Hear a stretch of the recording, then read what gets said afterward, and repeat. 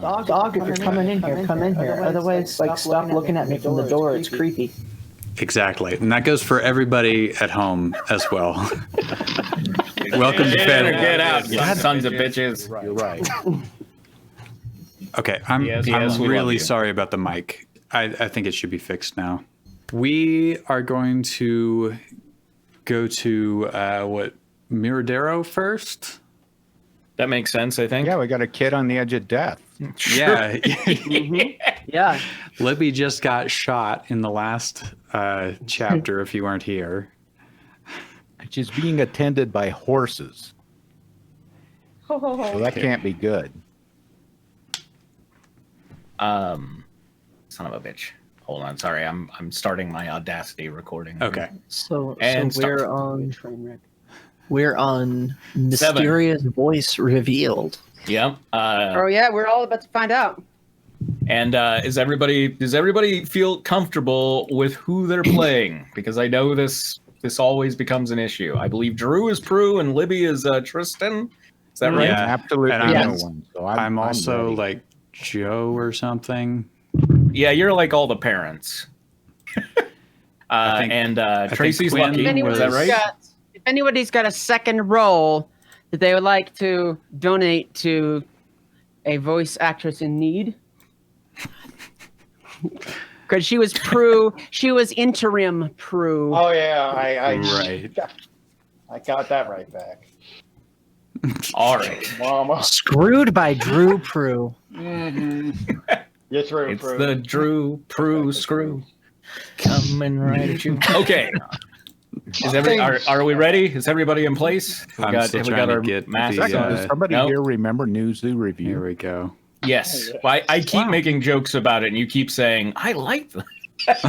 Yeah, I did. I vaguely remember it, but honestly, probably only because MS23K kept mentioning it every once in a great while. So Okay. It's It's fresh such, in a, my such a head. nice, wholesome thing that Tracy can't be upset.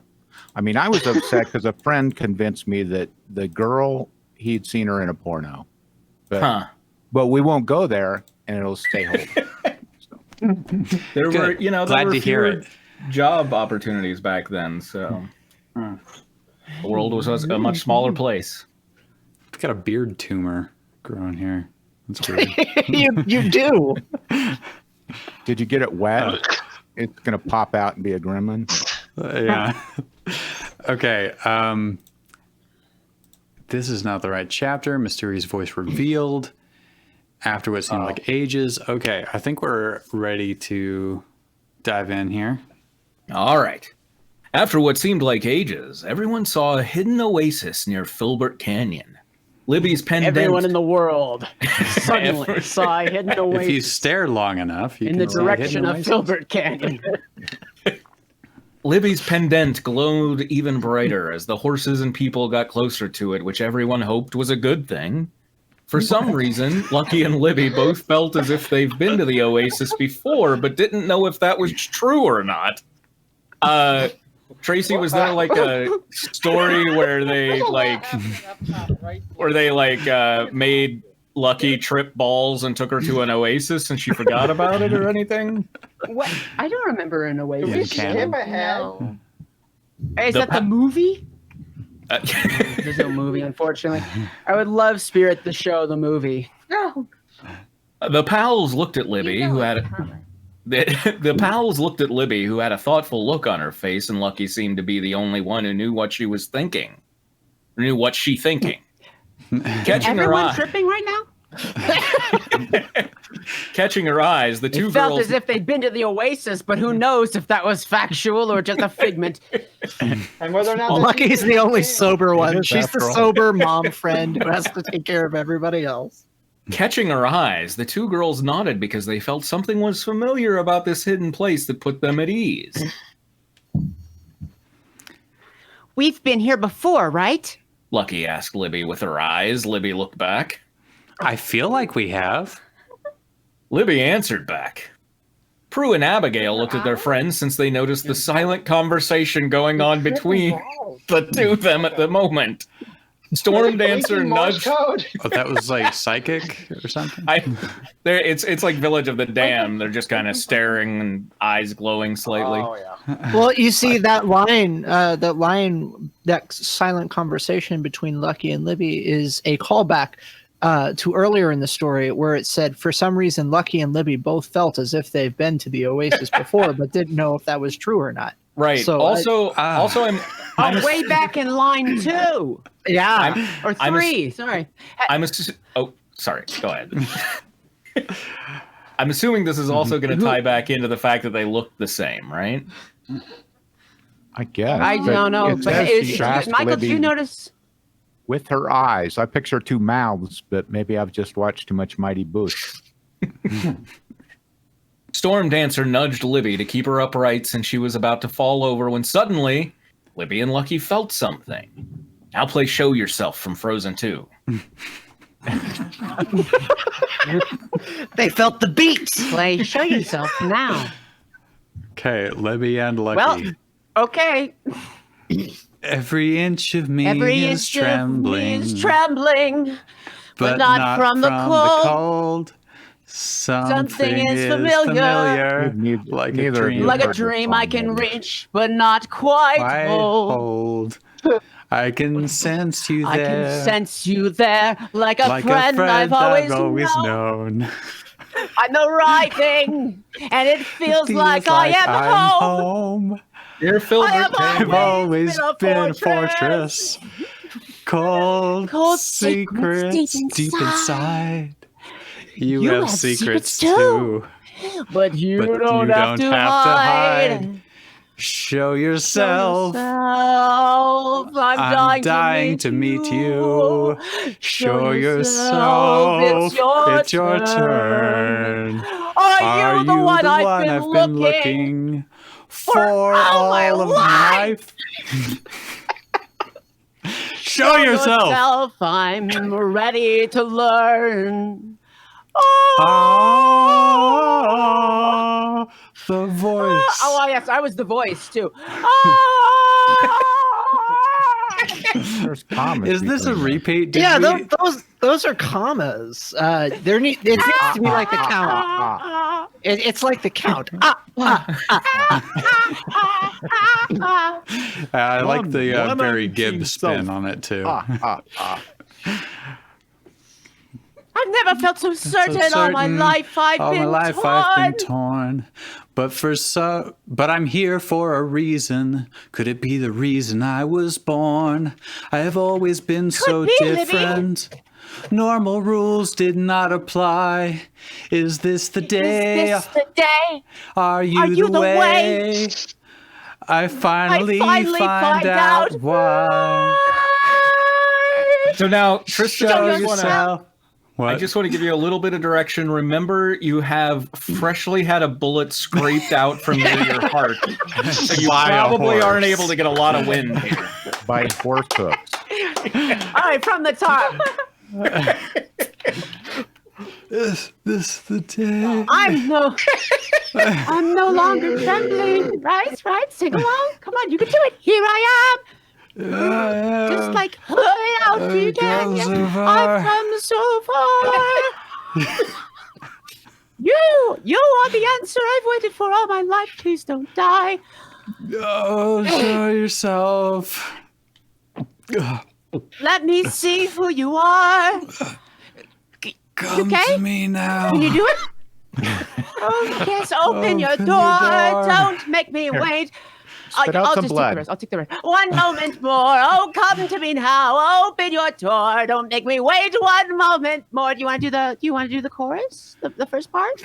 No, you want to do the Oz. You do the Oz. You do the Oz as best you can. You've been screaming all afternoon. Where the north wind meets the sea. Oh, yeah, okay. There's a river full of memory. Who's a memory Miller? What? Someone named Memory Milagro. Isn't that a Pepperidge Farm cookie? Like, We remember.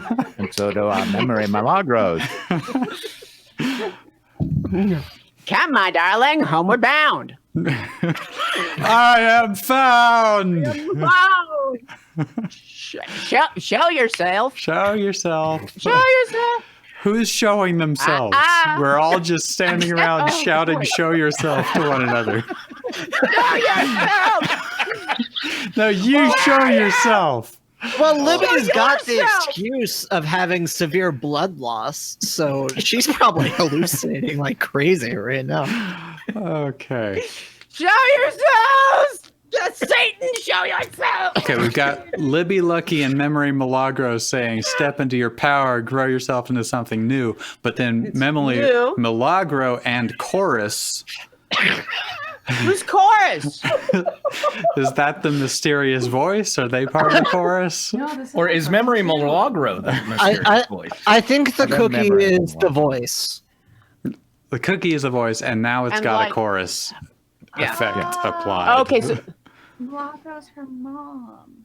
They said it to be revealed. You are the one you've been waiting for. No, from his mom, I think. Memory Milagro? But it's the memory version of Milagro. Okay. It's whose mom? I think Libby's? it's Lucky's mom. Oh, Lucky's mom. mother, who is dead? Yeah. She's dead. I thought. So Lucky's mom is singing. So are they Full name like is- delivering? Are they delivering Libby to the land of the dead here? Is that what's going on? I think the main thing is they're filling space. That's why they double spaced all this. Okay, so Show yourself, accept your sacrifice. Let us be done with it. Show yourself. You. Now these are Or linked. show- These are Oz. There are Libby and more- Licky. longer Oz? Where? Oh, At the very end.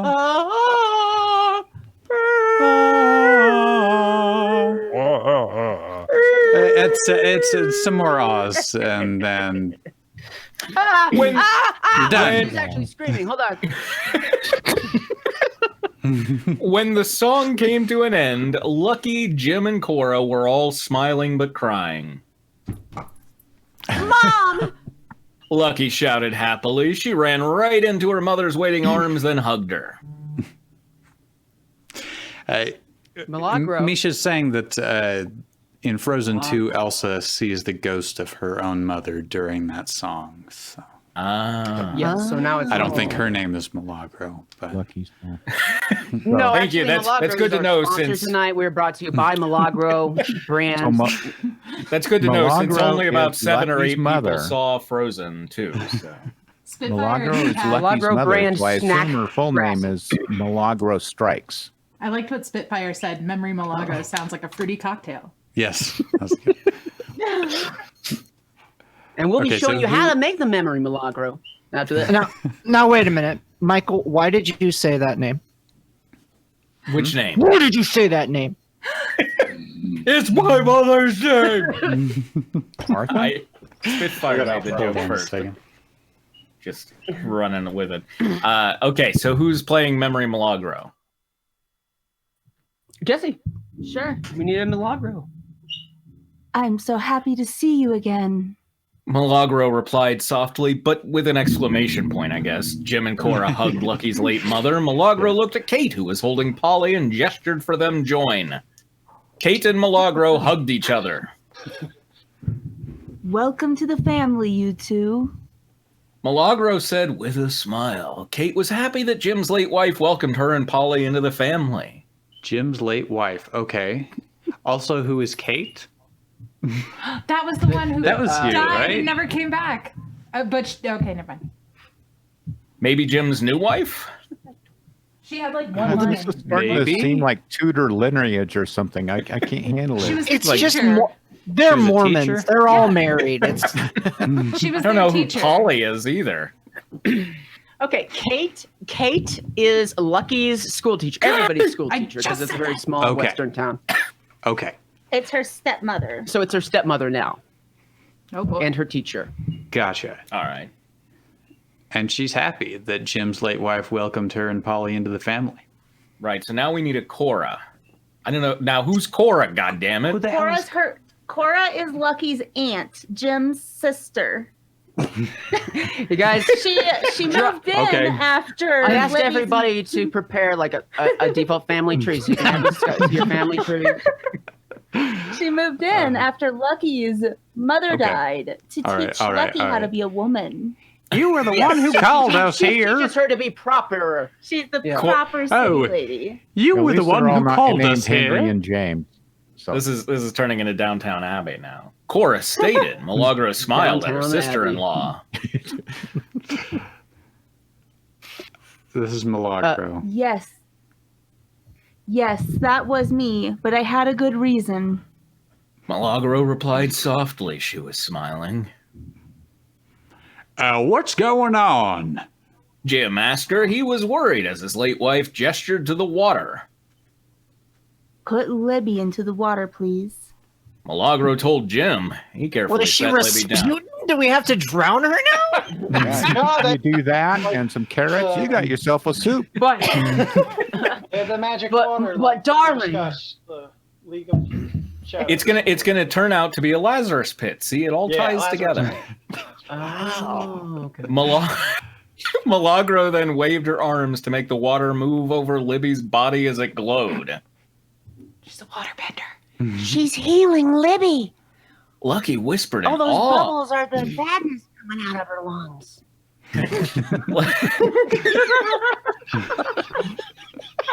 I really want to know, is the water glowing or is Libby's body glowing? Because it's unclear.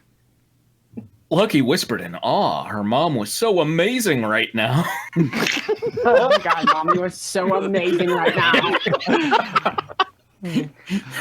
It just took being dead for me to realize that. As everyone watched Milagro heal Libby, she, Lucky, Jim, and Cora started to get memories that had been long since forgotten of Libby really being Lucky's twin sister. Whoa! I mean- All right, everyone. All right, we got to ask in shock. So That is a Milagro memory. I'm getting one of those Milagro memories. All right, so on You get a three, Milagro memory every time you take a on bite of three, Milagro snack grass. oh wait, no, did I skip a line? on Yeah, three, you skipped a line. Yeah, I'm stupid. Sure. Michael, Sorry. give up power. You have no power anymore. We try to enforce order, but we will. Who was Abigail? I was Abigail. Lucky, what's wrong? Abigail asked in worry. Lucky was crying. Libby's my twin. Lucky said, with a watery smile. Everyone aside the Prescotts were surprised by this. Drooling.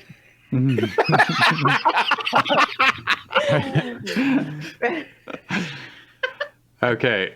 1, 2, 3. Your Everyone asked in shock. Milagro laughed gently before explaining that Libby had disappeared one night when the girls were very small and the memories were gone.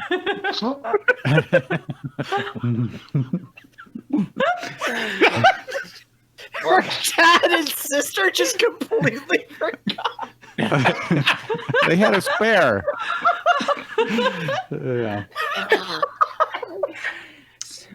It's like might not have even you had a noticed for a twin, week. which was It's like which is why us, it's but okay with that no Libby will switch. die. You were all so small, we couldn't really keep track of you anyway, so.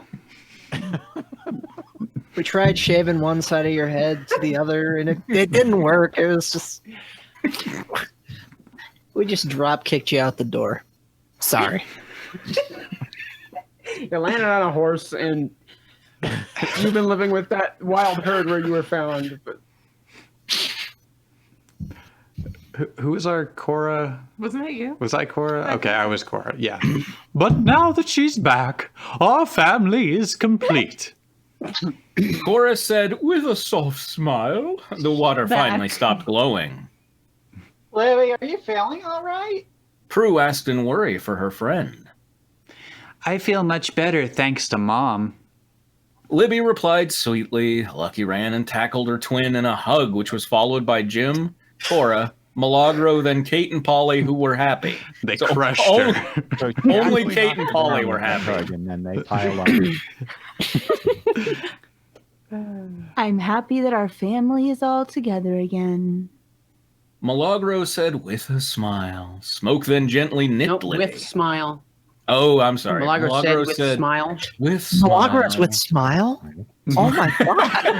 Yes, Milagro, now with smile. I wanted to ask her, but I felt like it would be rude. Smoke then gently nipped Libby. Oh, yeah, okay. Smoke's a horse. Okay. Yeah. This is why you wanted me, isn't it? To eat me. Libby asked Smoke. He nodded. And this actually plays in well with Quinn's art because Smoke is pretty easily disturbed here. Milagro explained that Spirit's old herd had been sent to bring Libby to the oasis so she could get her memories back and finally remember her real family after being away. Well, now that I remember we're veering everything. towards this being another. Oh, sorry, I'm trampling you. Now that I remember everything, does this mean that I can stay? No. I mean, we went this far without you, okay? It just Libby asked. We've already redone your room. Libby asked her family. They smiled at her. I think this is you too, Tristan. Oh, Jim, yeah. You're not leaving us again. Jim said sternly. Libby smiled and hugged her family once more. Welcome home, Libby. Lucky exclaimed happily. She was happy. That explains why she exclaimed. Oh! This author leaves nothing to mystery. I'm home. In Miradero Mystery. Libby replied happily to her twin sister. But was she happy? Everyone was happy as they watched the Prescotts reunite with their missing family members and that to learn that Libby was going to be just fine since she was healed. Soon it was time to say goodbye to Milagro, but Lucky wasn't sad because she got to see her mom one more time and learned that her twin was going to be back in her life. I'll always watch over you. Milagro told her family. They smiled and watched as she vanished back to heaven. Vanished back to heaven.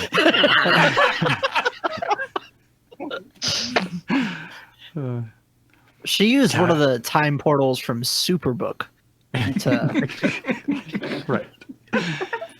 The time is time to go home.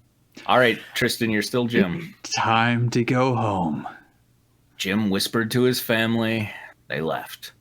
Once everyone was back in town, they all headed home to get some much-needed sleep and process everything that's happened in the last few hours since the Oasis. To the back, computer. At the Prescott house, Lucky had Libby sleep in her room because she was worried that Libby might disappear again. But Libby reassured her that wasn't going to happen. I don't want you to vanish back to heaven. It's the start of a super healthy relationship. Jim went to check on his sleep in my room.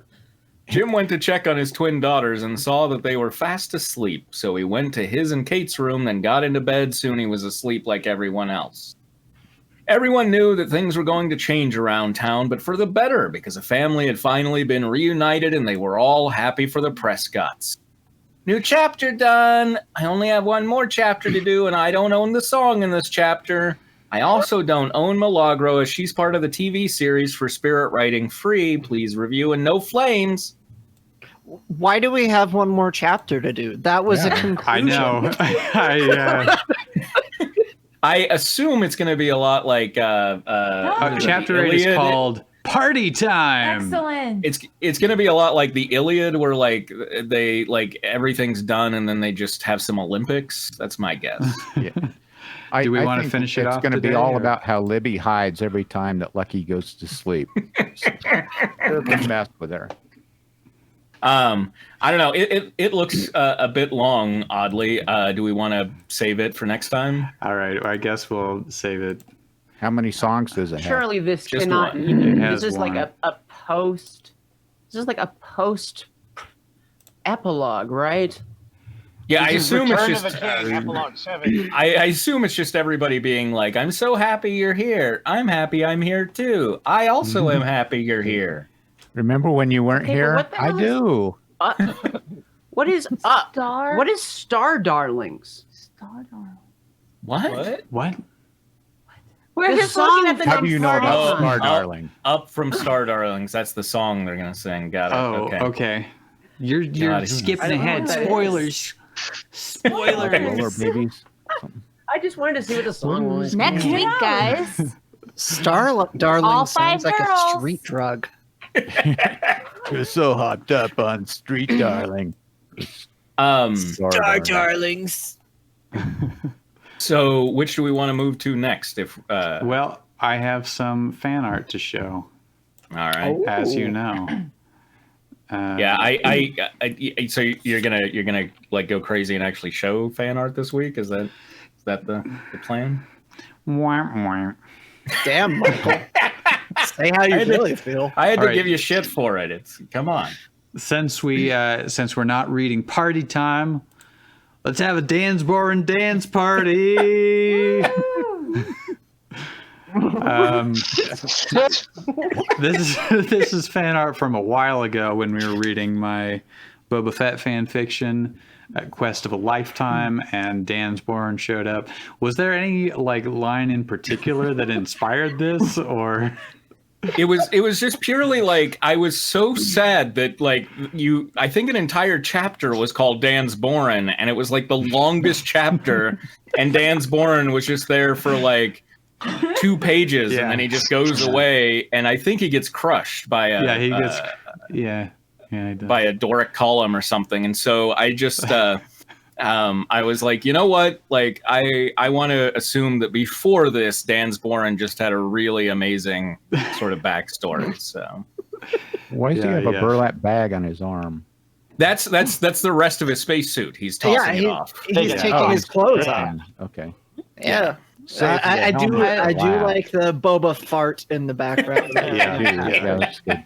Very nice touch. Thanks. I didn't. Go ahead. What movie is it in? Is it Mr. Mom, where they go to like a strip club and it's like astronauts stripping? Because that's what this is taking me. I don't Also, know. is the rabbit? I don't know. I haven't seen Mr. Mom in ages. The rabbit lady's a Twi'lek. That's what's supposedly going on there. Right. Okay. Right.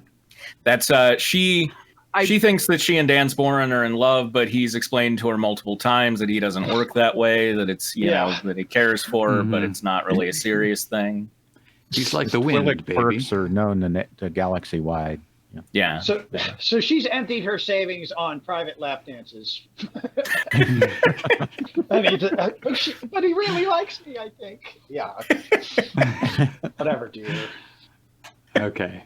And we've got one other from Misha here. And this is for Ultimate Betrayal, Sweet Revenge, the continuation, that dramatic scene where Ash is about to stab Misty. And, that is pretty fucking sweet. Yeah. Not bad. That's good. I dig. This is Short Gang and like Misha. Wow, it's That- awesome. That is That's really- definitely going into the art gallery. I love how fucking muscled Ash looks there. Muscled ass. Well, didn't you write it? I mean, Ash was cut. I mean, damn. I don't think Ash was effective. Yeah. What the hell? I mean, he spends all Abs for days. he's like chopping stuff up now all the time. Yeah. And saying his name. That's catch him. I know this like this probably sounds a little silly, but like I'm as bad as my artwork is, I am trying to improve and I am trying to learn things. And I got to say, Misty's hand is amazing. As like both of them, but especially the one on the rail is so good. Yep. Hands are the hardest. Hands fucking suck. All right, Ash Ash so has much one weirder butt. than That they're pose, saying.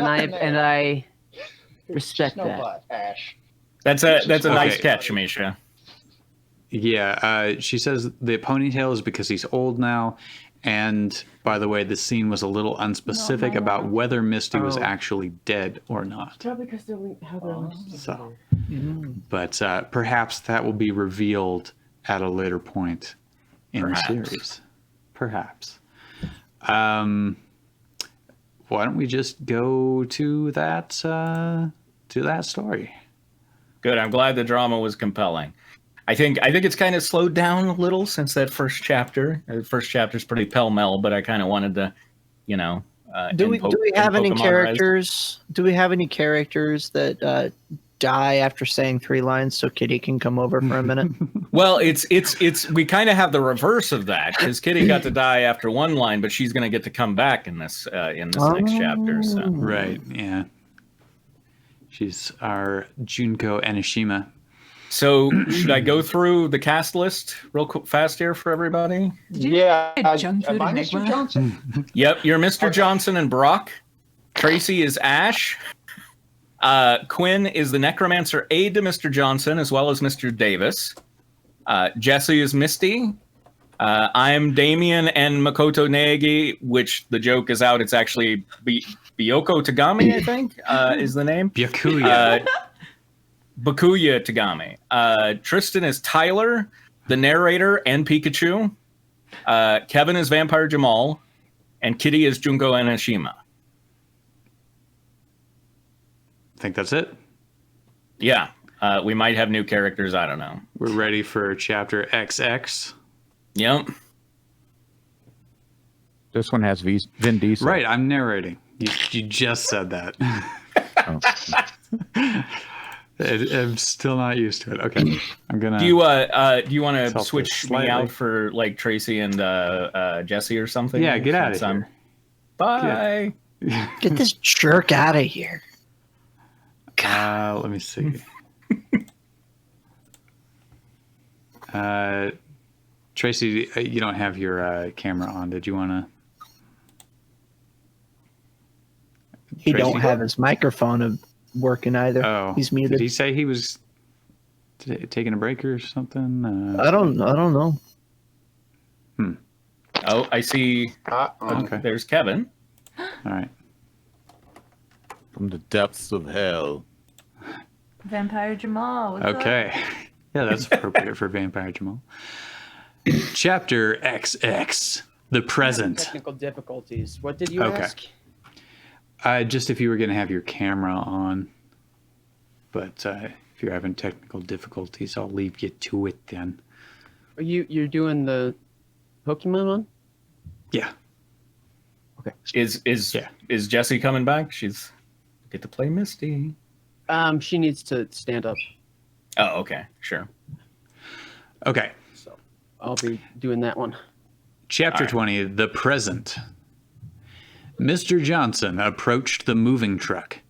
Quietly and slowly, the other necromancer began walking around the entire group, surreptitiously dropping small metal objects onto the ground. They dug tiny clamps into the ground where they hit. Mr. Johnson distracted everyone by talking. There's one last piece to the puzzle that you will need access to understand what's happening. He opened the crossbar lock on the rear door of the truck, then moved and pulled the doors open one at a time. Like a disgusting avalanche, the bodies of the dead Shadow Pokemon Corps members started to fall out of the back of the truck. She's so cool. Would have been fun to watch him cram them in there. Two more necromancers jumped out from the truck and ran around to the back and began to unload the bodies, making a pile. Maybe they should have just rented a dump truck instead. Yeah, that's what I was thinking. Ash sneered and began approaching Mr. Johnson. I think it's one of those things where, like, you know, they put them in there very orderly, but the small little moving from the Akabu or whatever, you know, like it's they like went over a lot of bumps and they right, yeah, shuffled around. Some settling may occur. Exactly. Spitfire says, should have just put it in reverse and then slammed on the brakes. That would work too.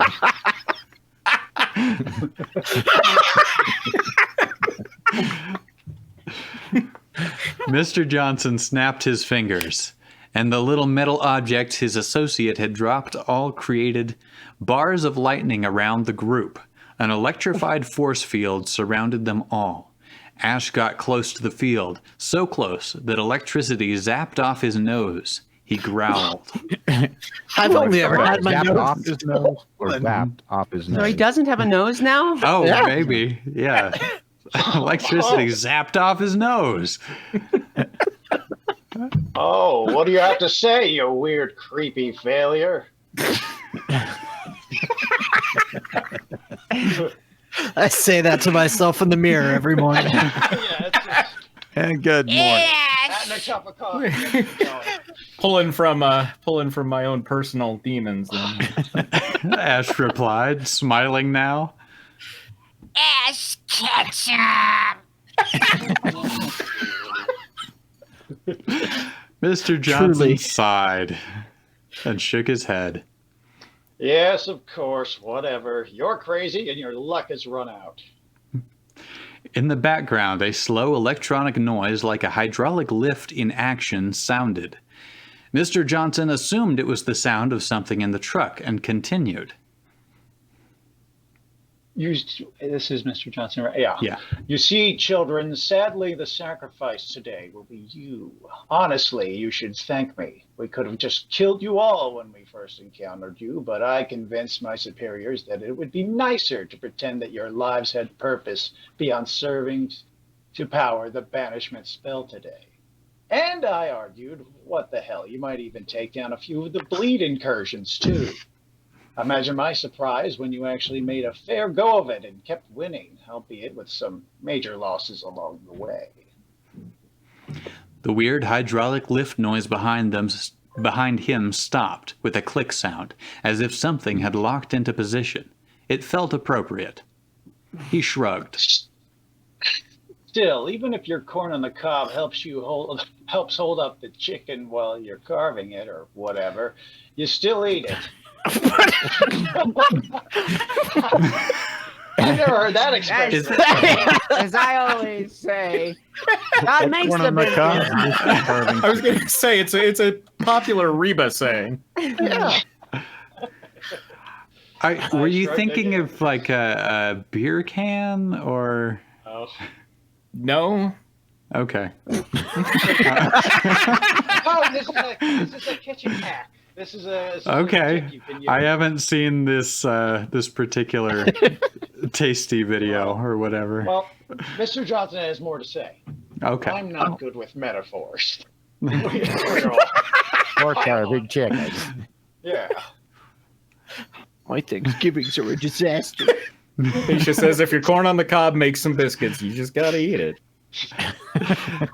Ash Amen. continued to smile at him. The smile grew bigger, and Ash began bobbing from side to side, tiny sparks zapping around his face, but he never blinked. Ash! He whispered.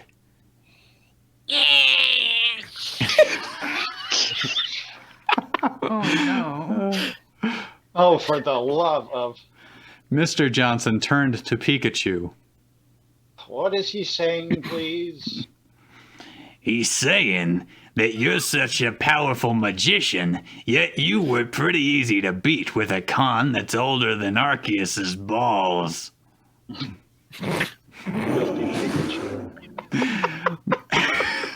I figured that would make Quinn laugh, so there you go. I accomplished that. Mr. Johnson stared in confusion. Behind him came a familiar voice. Since Misha basically figured it out, I guess it's like in case if anybody was doubtful, this is Misty.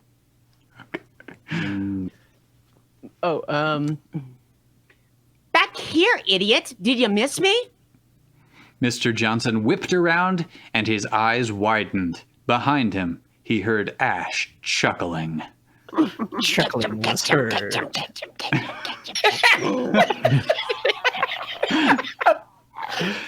7 months ago. I didn't realize that Ash is like a Pokemon, and that's why he's only saying his name. I didn't get that. Until now. Until Pikachu translated. 7 months ago. Misty kept telling herself to stop chewing her lip. She was already tasting a small dot of blood from how often she was doing it, but she was nervous as hell. She was determined not to wipe her sweaty hands on her pants again, however, not now that she had the gun out and gripped tightly. She was pretty sure the Sig Sauer could handle a little sweat.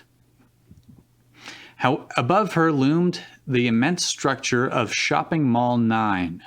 Behind her, she could hear the gentle whoop-whoop of the helicopter waiting out on the pad. She looked around her at the huddled group of masses yearning to breathe free, of young people under her command. Brock and one of the new people, Byakuya Tagami maybe? She still could not tell them apart, stood on either side, flamethrowers at their side and sunglasses over their eyes. Ash and Pikachu... A place for them. Yeah. Ash and Pikachu stood near the front of the group. Ash had his samurai swords brandished, grimacing and possibly even growling. Pikachu stood beside him, chomping on his cigar, trying not to look nervous. Misty's own battalion of Pokemon were safely in their Pokeballs, ready to be called upon in case of emergency. Everyone else stood around, holding one type of weapon or another, except Vampire Jamal, who carried none. Only he appeared fairly relaxed. Maybe it was just tough to read a bloodless face. Misty looked to Ash. Ash, you and... She quickly twirled to face the front door because she wasn't sure if she'd be able to match the name and face. Damn it, weeks of training with them and she still wasn't absolutely sure of their names.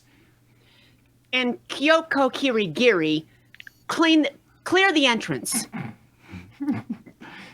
Clean it and clear it. Ash and a girl with long... Clean the entrance and clear the entrance. Ash and a girl with long white hair, yes, she'd guessed right, moved to the door. It's probably more like, yes, she'd guessed right. Moved to the door. Got it. Ash looked at her, then down at the door, then back up at her. He shrugged. Kyoko Kirigiri gave an answering shrug, then tried pushing the door open. It did so with no resistance. Ash tumbled in, popping up with his swords at his side. You leave all the doors... you miss all the doors that you don't try to open. That's the... Right. When Kyoko opens a door, God leaves a window closed. Right. Ash tumbled in, popping up with his swords at his side, head darting around everywhere looking for enemies. He gave a curt nod to Kyoko Kirigiri, who then pushed both doors open and engaged the door stops on them. She then moved back and gave a sweeping bow, indicating the others were free to enter. Let's go. Let's go. Sorry, Misty said, and I wish I had it on the soundboard. I downloaded the Lemmings sound so I could put that in, but I don't have it on there yet. Misty said, and waved everyone in with her gun hand. She's got a gun for a hand. The psycho gun. The psycho gun. Yeah, beat me to it. Damn it. It almost slipped out of her moist grip. Maybe don't gesture with it then. Damn it! What? It almost slipped out of my moist grip. So pissed off. My grip is too moist, Pikachu. I'm imagining her waving it and like drops of sweat splattering everyone. She surreptitiously cleaned her hand in the mass influx of bodies. Like Just amongst holds it out them? and they brushes it on them as they go past. Yeah. Now, Once- were these bodies hitting the floor? No, Spitfire says she just No, wipes her this isn't a hand on 90s everyone trailer. as they go by. Just, Once they were all inside and had ascertained that there was nothing on the first floor that seemed dangerous, she assigned everyone to a different floor. Just remember. I'm sorry. Just remember, scream exactly what the monster is if one appears. Like, scary. are you going to say she said, or? Oh, sorry. She said. He said. None are going to appear. Damien whined. This is just a bug hunt, man. Game over, man. Spitfire asked for those bodies in a dump truck. No, but see, it was meant to mirror it. See? Who was Brock? Oh, that's me. Why do you okay. only say that on like 1 out of every 7 missions? Brock asked him. I swear, every time you ask that, we get attacked by something. Do you not realize that we want bug hunts? Fighting things is very dangerous. Damien gave him a look that was hard to read. Beyond well, those good job, two, Tristan. You read it well. It's a regular bad. It's hard. Damien gave him. Beyond those two, the first floor had Junko Enoshima, Vampire Jamal, and Jade. The former two shuffled around, eyes intent on the shadows, wary of any possible movement.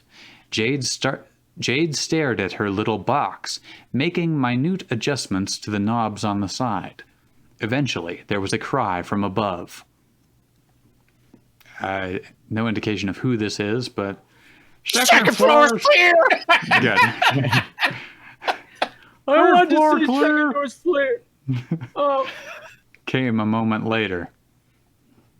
Anything, Jade? Misty asked, just to be certain. Did we have a Jade? We don't have a Jade. You want it? Yeah. Okay. Who is Jade? It's strange. Jade answered in a small voice. I can almost see something. Jade is Ash's daughter. Okay. I can almost see something. It's like there's a ghost presence all around us. Maybe there was something here earlier. Or are these the shadows of things that will be? Muttered Damien to himself as he eyed the ceiling above him. Spirit? Are these the shadows of things that will be? Yes. Or maybe only. A baked potato. Misty gave More a than deep... gravy than a grave about you. Misty gave a deep sigh of relief. She knew that as a leader, she would eventually have to lead the team into actual danger, but she was terrified about what that first time would actually feel like. Would she be able to manage it? She'd have to. Okay! She yelled, but before she could draw breath to say any more, the word folded. The world folded for a second. I thought it was like the word that she just said. Like, okay, comes out of her mouth, and then like Her origami. word was folded. The word of the day is folded. For 1 In second. the beginning, the word was God. The word of the God second. was with God. And the word Okay. Folded. The world folded for a second. It was if she was both herself as of 2 seconds ago and herself now. It was like being punched in the face with deja vu. Whoa. Aw. Kitty says, I'll stop the world and fold with you. Here, 1 second. Oh no. There. I had a punch sound effect for you guys. Oh, do we need to Right. reenact that part? It's like being punched in the face with deja vu. Play it twice. It's deja vu. You're right. Oh, Misha said she did not hear a punch Did sound. not hear a punch. Oh, see, that's okay. Punch sounds are disabled because they were on the desktop sound, which was giving an echo earlier. So I can't have both of that at once. Next week, I'll have It'll that be just figured punch out. sounds. None of us talk. I probably Yeah, just need to restart the computer, but I didn't. We'll be putting our We're voices having through a filter. subscribers for that. I'm just pretty transform skilled at them all. voice sound effects. I think I can do a punch. Wow. There, two It's of so them. lifelike. Okay, all around them. 6 years of training for that. Are we done punching? Are we quite done punching? All around them stood putrid, green-tinted dead people. Some had ragged clothing on, while others simply existed in the nude. I'm just vibing, man. I'm just out here. Existing. One ex-woman's left breast slipped off her chest, falling onto the floor with a sickening plop. You have a sickening plop. I do not have a sickening plop. How about that? Spitfire asks, Take are your we ever pick. done punching? Also, so Kevin, you're Vampire Jamal. Oh, wait a minute. Get a line to hiss. Zombies. Hissed Vampire Jamal. They can keep throwing us off guard with their time-altering abilities. Hell yes, son! Damien drawled, holstering his gun and pulling out a baseball bat he had sheathed on his back. Everyone on my team, give me room! He twirled the bat in his right hand before bringing it up into a precise batter's stance. That's precisely a batter's stance. Jade quickly scurried. Huh? No, sorry. Dumb baseball joke. Okay. Skip it. Jade quickly scurried to the reception desk and barricaded herself in the small enclosure. Damien? Did you not hear me? It was probably too loud. No. Oh, that's weird. Batter up! Damien ran towards a group of zombies. There were so many of them, and started to swing. For anyone who's a fan of the series Silent Night, Deadly Night, I was trying to channel Garbage Day for that. Sure, yeah. This is Vampire Jamal again. Finally. Muttered Jamal, giving a toothy grin. Something I can rent into pieces! But you're a vampire! Misty had to shout over Brock's flamethrower kicking in. You can't suck their blood, can you? He gave her the kind of look you give a bug catcher with 3 Weedles who thinks they have got a chance at winning a medal from you. I'm a werewolf. He said, and in less time than it took to formulate a response, hair sprung from his body and his face took on a menacing mien. His hands turned into clawed paws as he dropped down onto all fours, then pounced towards the nearest group of chrono zombies. Well, that's a better twist than any M. Night movie. Vampire Jamal being a werewolf. Vampire Jamal. Vampire is a traditional werewolf name. You know that. Oh, I didn't. I apologize. I'm so sorry. Misty heard combat from above, and she distantly heard the zap of lightning that could only be Pikachu lashing out. She quickly began calling forth Pokemon of her own. She threw out Pansage. Time out! Pansage is a grass type, not a water type. Misty is a water type trainer. Yeah, why the hell does she have a grass Pokemon, Michael? What's going on? Misty has taken Ash's Pokemon at this point. Fine. Well, that makes sense. Makes sense. Vampire just turned into a werewolf. Oh, you're He's saying very this is a talented. water Pokemon. Okay. All right. All right. Use grass knot. She commanded. The grass-type Pokemon gave a sharp salute to the carrot-haired trainer and bunched up its muscles.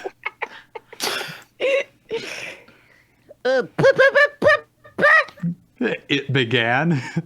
Then there was another blink, and a zombie was chomping on its thin neck. Pansage's scream was both futile and cut off. Its head quickly snapped off and went flying. That's not allowed. It fainted.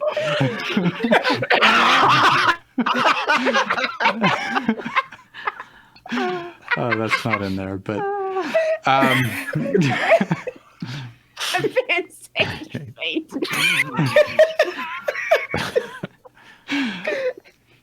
Grab all the pieces of it and take it to the Pokemon Center. I've got 53% of it. Isn't that redeemable at the Pokemon Center? Yeah. They'll do their best.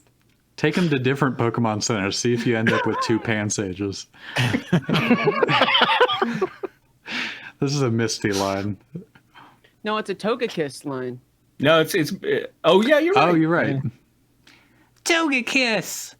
Misty heard from above as the flying Pokemon flew out of its own volition, raining air slash down on the pack of zombies that had taken down Pansage. Time blinked again, but this time it was to the zombies' disadvantage because the slash reappeared with them and sliced them apart from neck to hips in one fell motion.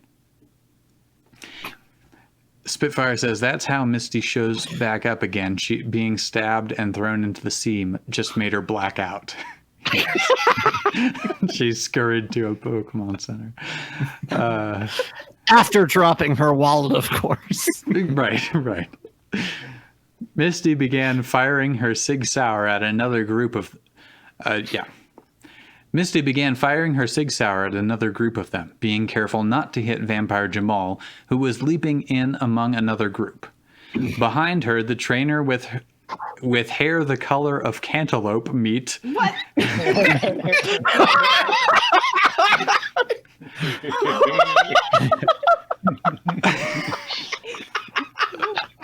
I don't even know who that is.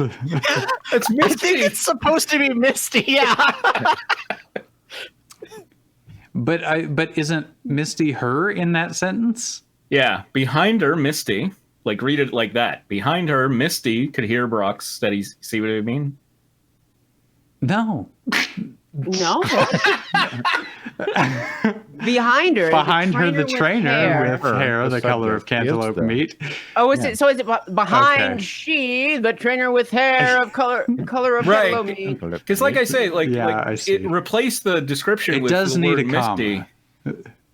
I mean, I just want to say that cantaloupe meat would be the best pet name for any person to give their lover of all time. What's wrong, cantaloupe meat? Spitfire, I don't know what kind of cantaloupes you're eating, but very ripe ones. Those are spaghetti Cantaloupe squashes, well done. Spitfire. yeah. I think Cantaloupe Bone's a classic blues song, isn't it? Got the cantaloupe bone. Probably. Misty could hear Brock's steady sweeps of fire and the moans that answered it, as well as Damien's shouts of "Pop fly!" Then a wet, meaty smacking like that which could be heard at a Gallagher performance.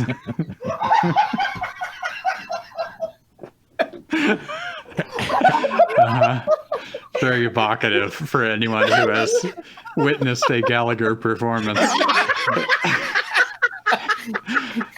Junko Enoshima seemed to be laughing while she emptied magazine after magazine into the shambling horde. I'm going to do some Junko laughing just for... That's good. Yeah. That was like a mariachi band laugh. A little bit, yeah. Time kept jumping forwards and backwards, but Misty was starting to get the hang of it now. It seemed to be the zombies' only real offensive move, and obviously it would be terrible if it were a one-on-one fight. But with so many different theaters of battle so close to each other, Misty was pretty certain that there were zombies using their powers on different floors, messing up the strategies of those below. This was going all right. They were winning. She could... A loud crunch behind her, then the unmistakable feeling of hot meat and bones splattering against her back. She screamed and turned to see one of the new recruits in pieces on the floor. Byakuya Tagami? You what? You never forget that feeling. I know what this is. It's hot cantaloupe bean and cantaloupe bone. Byakuya Tagami? She was pretty sure that's who it was. She felt things blink again and turned around just in time to shoot a zombie in the face before it was able to lunge at her. Oh man, that would be so cool in a movie. We lost Dad. So, Tracy, you're on camera now. Hello. Where was I? Lunge at her? And just like that, the battle appeared to be over. Brock's flamethrower emitted only a gentle hiss now. Damien, breathing heavily, walked over to Junko Enoshima, who had also been splattered by Byakuya Tagami's blood. From behind the reception desk, Jade's head slowly ascended into view. Floor 2? Misty called up. All clear. Floor 2, ladies' underwear. Came an answering shout. Floor 3's good also. Floor 3's good also. Came another fainter shout. Mine was fainter. Jade looked at her box, then Misty, and gave a slow, shaky thumbs up. Hey, Damien said to Junko Enoshima. Was this guy a friend of yours? Are you holding up okay? If you need to talk about it, I'm here. You mean that meat sack over there? Junko Enoshima responded, giving him an annoyed look. I can't tell any of these losers apart. Damien looked at the floor conciliatorily. Oh. He managed. If that was some lame excuse to get into my pants... What? What the hell is weird buzzing? Something on a dot. Who's turning into a robot? I think Ryan's shaving or something. I don't know. We're getting an important message from the 80s. We are coming It's a to you from the future. It's a We can telegram. double your baud We can rate. decipher this. Can you do that line again? Which one? If that was some lame excuse. If that was some lame excuse to get in my pants, question mark. Junko Enoshima said, arching her bloody eyebrows. Then I'm down, cowboy. She still seemed angry as she continued. As long as you're fine with spitting in my mouth. Damien's mouth gaped for a second. Then he snapped his yap shut and held his bat up like a drum major before resheathing it. I am at your service, madam. Misty blinked a few times, uncertain how to process that interaction. She's not the only one. Brock? LeMay. He did say it. I did hear say it. it, yeah. He muttered it. So you probably didn't hear it. Okay. I couldn't tell the difference between that and just your notes about the overall show.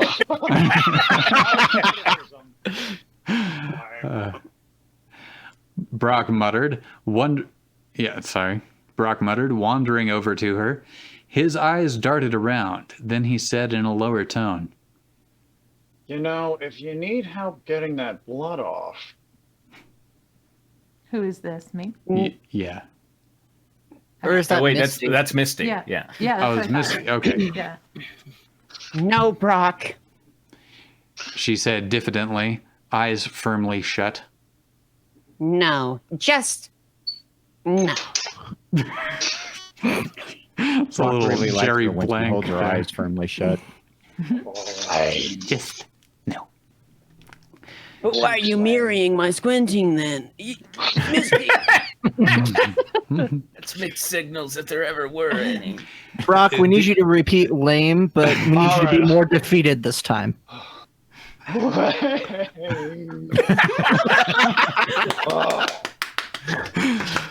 Brock repeated, more defeated. Spitfire says, I can't believe the genius pickup line of offering to wipe blood off her didn't work. It would have worked for Junko. That's how me and Tristan met. You usually Misty. never fail, but you hardly ever have a chance to use it. Brock repeated, more defeated. Misty gave a deep breath and tried to appreciate the silence. That lasted a half second. Before she heard Junko and Oshima instructing Damien across the room. I'm gonna fight, so you'll have to hold me down by the throat. That's best, but shut up. There was okay. Sure. By the throat is best, but Let's get out of here. Misty shouted, and people began ambling down the stopped escalators. Amble away! Amble like the wind. Misty quickly headed out the front door and spoke into her wristband communicator. Ready for dust off. She muttered into it. She Send in the confirmed- maids. If you need help getting that dust off, No, Brock. Just. She confirmed quickly with the others that there had been no other casualties. One Pokemon and one human down. We read you. Came Mr. Davis's crackly voice. Misty looked over her group. She might not be able to remember half of their names, but she was damn proud of them. Hell, she was proud of herself. She moved through the crowd and found Ash. His swords were sheathed now, and he had a slack-jawed look on his face. Pikachu stood next to him, his face looking concerned. I think this. Thanks, Ash. Okay. She said, Thanks for believing in me. I know this is a little awkward, but I'll make you proud. Ash's voice was gruffer than usual. Ash! That is perfect. He smiled like a proud dog.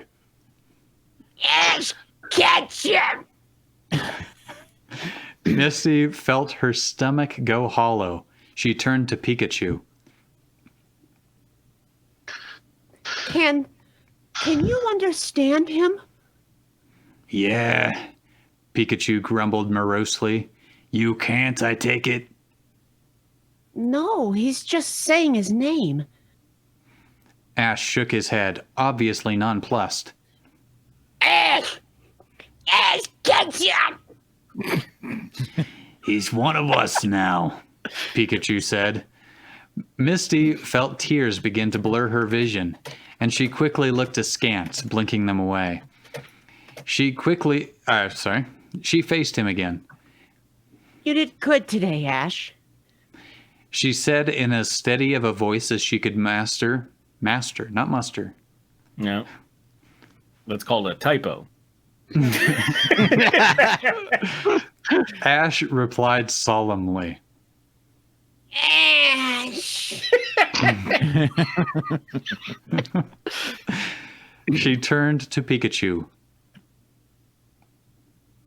Look after him? Of course. Misty turned and walked away. The helicopter had landed. Time to go home.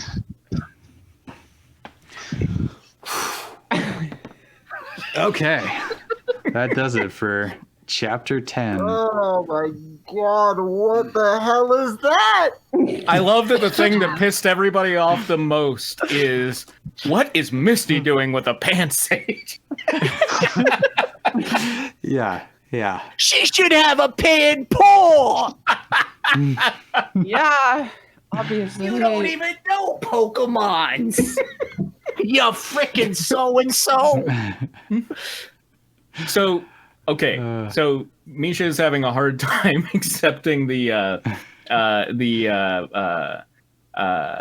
order of events. Reverse order of events. Yeah, this is the first time that Misty has seen Ash in his Pokefied state.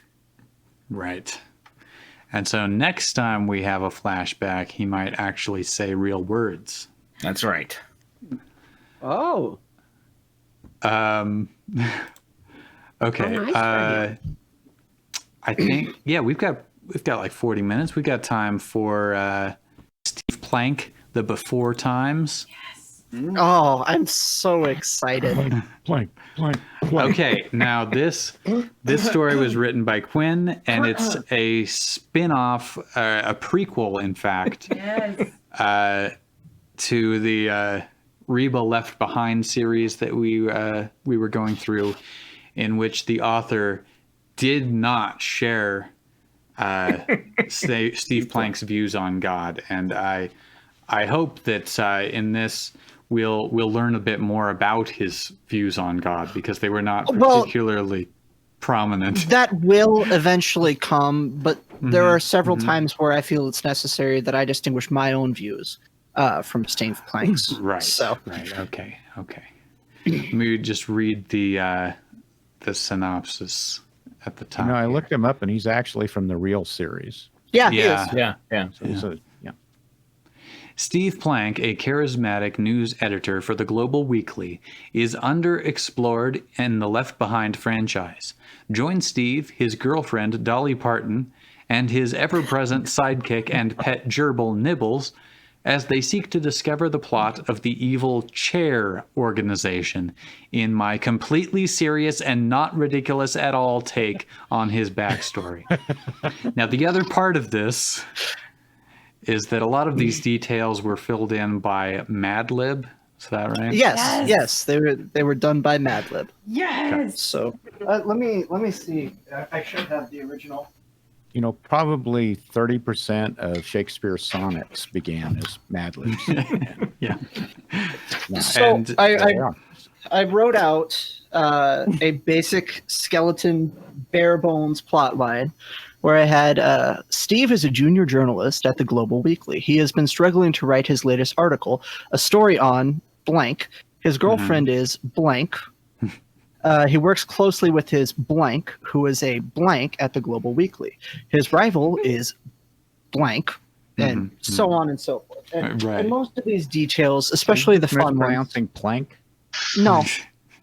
Actually,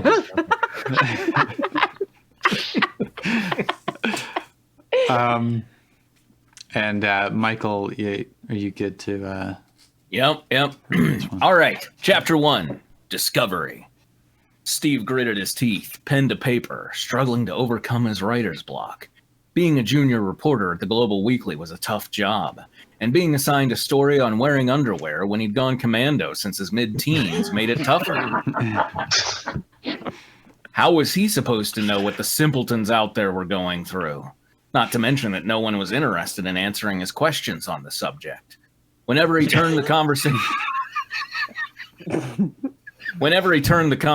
to undergarments of all kinds and pulled out his audio recorder, people seemed to clam up. Damn you, Buford! Steve mumbled silently. So, can you do that again, Tracy, but silently? Hand shaking with rage. When he'd asked for a more interesting story than the zombie sighting report, he didn't expect this. He'd known Buford had it in him from the day he hired him. He knew Had it in for him. Oh, sorry. He'd known Buford had it in. Turning it into a different kind of fanfic here. Fill in your own blanks there, Mike. He'd known Buford had it in for him from the day he hired him. He knew it from the Big Cheese's first words after he accepted the job. I don't like you, Steve. Did somebody say it? Sorry. Was it? So I said it. Okay. Buford had said. Knew it the second I saw you. Your strong core muscles and less than muscular limbs make me uncomfortable. But I'll be damned if the Global Weekly doesn't need you. Hell, I need you. See? I was onto something. He clapped Steve on the shoulder, looking into his eyes with a seething hatred. Besides, you were the only applicant who showed up. It was shortly after that Steve had been given us his first story, the weekly zombie sighting report. It was a short column the weekly had been pressured into running by the local yokels who were terrified after watching Shaun of the Dead. Occasionally, it would seem like the outbreak and the career-making story was just around the corner, but no. It always turned out to be a drunk walking home from the Waffle House, teens on bath salts. Steve put down his pen and leaned back, stretching his limbs with a big yawn. He pulled the cord on his desk lamp, shutting it off. It was no use. No matter how he tried, he couldn't crack the nut that was underwear without giving in and wearing some. He opened the door. The one thing he can never do. He opened the door leading from his office into the living room of his tiny 2-bedroom apartment. Seeing the light was on in the kitchen, he walked over and leaned on the door frame. Once there, he saw that his gerbil, Nibbles, and his girlfriend, Dolly, hard at work over something on the stove. He just smiled at them.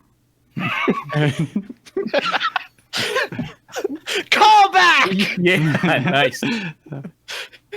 You two better not be getting up to anything raunchy while I'm working. Steve chuckled, laughing at the absurdity of it. Nibbles turned his Oh, head. the absurdity. Nibbles turned his head, a snarky look crossing his face. And if we are, what are you gonna do about it? Give it up, Plank. The dame is mine. You never had a chance. Steve stiffened.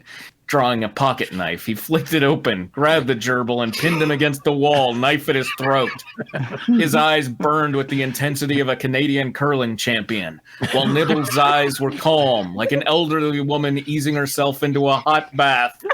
Oh, no. Before Steve could react, Nibbles had kicked the hand holding the knife, knocking the blade up into the ceiling, and dropped to the floor, whipping out his gun. Holding it to Steve's ankle, he looked up into Dolly's terrified eyes before lowering his weapon as he and Steve broke out in laughter. I believe this is Dolly! Dolly, you fall for our old I love her, no I do routine every time. Almost takes the fun out of it. Steve wheezed in between bouts of laughter. He reached down and picked up Nibbles, who put his gun away. Maybe we should actually kill each other next time. Might make things a little less routine. Can you do Dolly Parton? Oh, God. Just give it a southern twang. Yeah, all right. Yeah. Oh, God. Sorry. Well, I never know when y'all are going to finally have it over. Have it out over me. Ever since our threesome, you two fight harder than a catfish trying to escape my daddy's fishing line. Dolly exclaimed. Y'all and I have a special connection, and I don't want to lose that. Steve, y'all are the best thing that's ever happened to me outside my musical career and philanthropy. Nibbles, you and I have a friendship deeper than a gopher hole, and I don't want to lose that. Y'all? Pulling the knife from the ceiling and helping Nibbles up onto his shoulder, Steve looked at Dolly affectionately. Babe, you and I are a rock. Nothing will ever change us unless you count the slow and gradual process of erosion. Nibbles and I are the closest of friends. You don't have to worry about anything tearing us apart. Steve smiled reassuringly before clapping his They hands should be together. islands in the stream. Come on, Right, do your right. research. I need to go out. It's for a story. Would either of you like to come? That is what we are. For a Dolly story? shook her head. You wanna Nibbles? You wanna? Anyone? Dolly shook her head. Okay, sorry. You? I'm going to change that to, y'all know how much I love to be the Ned Nickerson in your Nancy Drew, but tonight I'm a-fixing something special for y'all's dinner. Y'all and Nibbles go ahead. It'll be ready by the time y'all get back. Steve looked at Nibbles, eyes curious. And don't y'all go asking Nibbles what it is, Curious. neither. I've sworn him to secrecy, y'all. Quinn, do you want to read your own author's notes? Author's note! I do not share Steve Plank's views on challenging Gerbil to armed combat. Probably a safe view to have. Steve and Nibbles donned their coats, Nibbles also putting on his fedora. When Steve looked at him, he said, It looks like rain. Steve just shrugged. He wasn't afraid of any rain. And besides, the hat made Nibbles look like an incel loser. Knowing that his gerbil best friend was still packing heat, he didn't bother stating this part out loud. Quinn, you're going to get our stream banned for saying incel. Oh, no! Next somebody's going to call somebody a virgin, and then they'll really have it out Oh, for us. no! Virgin! Stop! Calling a short goodbye to Dolly. You know, virginity is a social contract. It's construct. Anyway, okay. Social Shut contract. up, you incel virgin! Calling a short goodbye to Dolly, the duo left the apartment. So what's this story you're working on? Needing to investigate another zombie sighting outside the Waffle House? Nibbles chuckled at his own joke. Steve remained silent, his eyes set dead ahead. He was in no mood for Nibbles' usual teasing tonight. As Nibbles watched him, his face fell. Steve? Is it that serious? Should I be worried about where we're going? Steve just sighed. No. It's just, this story is making me have to do something I swore I would never do again. Damn that coreless son of a bitch, Buford, and his insistence on humiliating me. One of these days, I'll be the editor-in-chief, and he'll have moved on to another job, or more likely retire, because he's several years older than me, and his health is failing. Nibbles had heard Steve talk about Buford before, and knew the guy was bad news, and also asthmatic, which caused him problems since the elevators at work were broken and he was out of shape.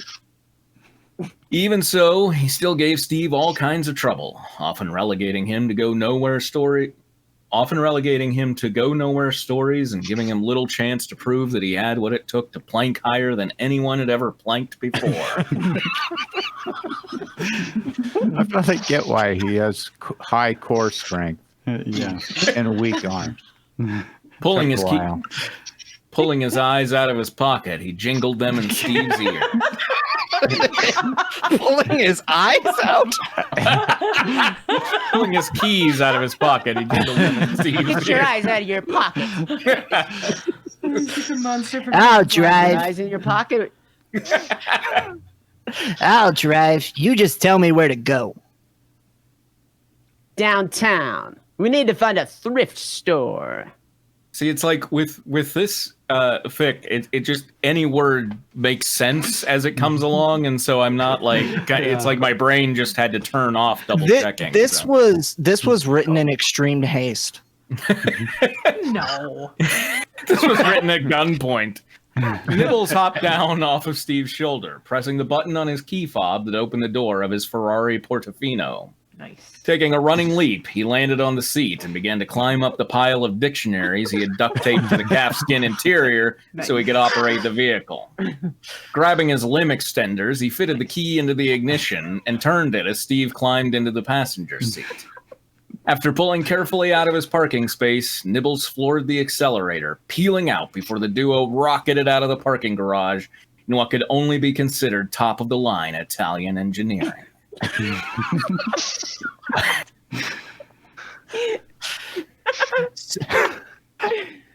So what do we need a thrift store for, Steve?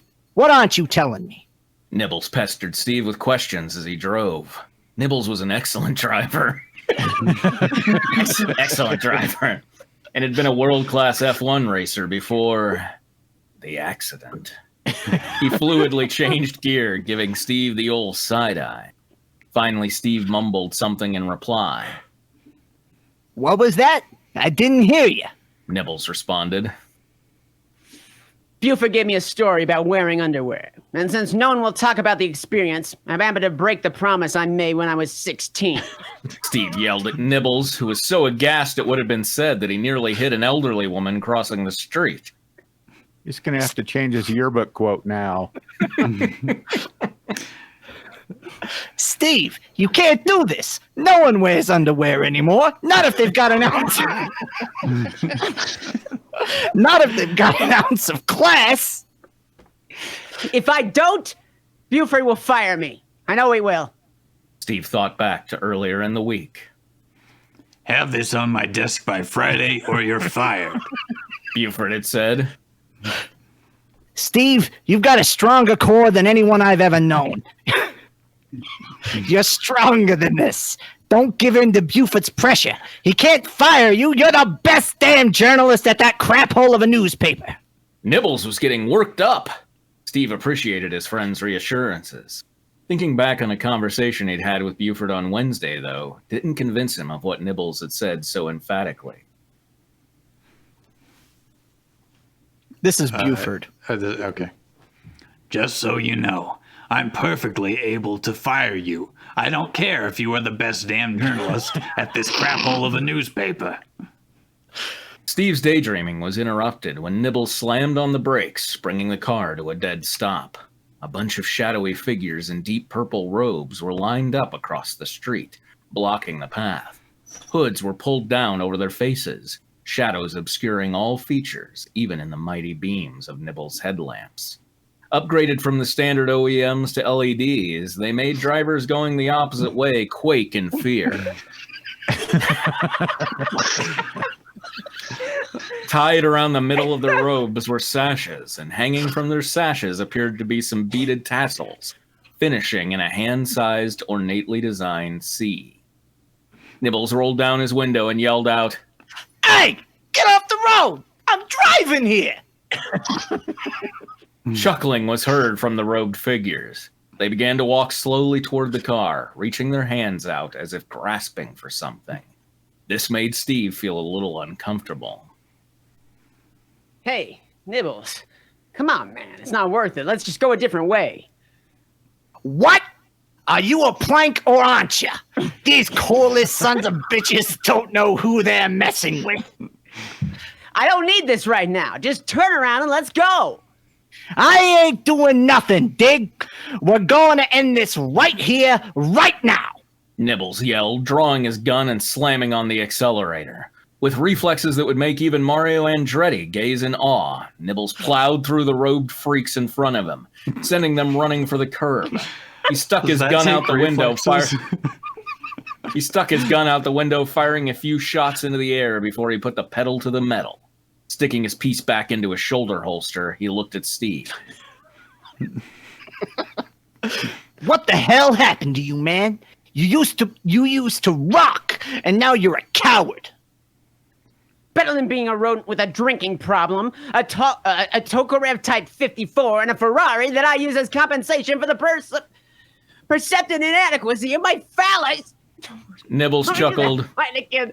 Okay. Let me do the line. Sorry. Easy for you. Better than being a rodent with a drinking problem, a Tokarev Type 54, and a Ferrari that I use as compensation for the perceptive inadequacy of my phallus.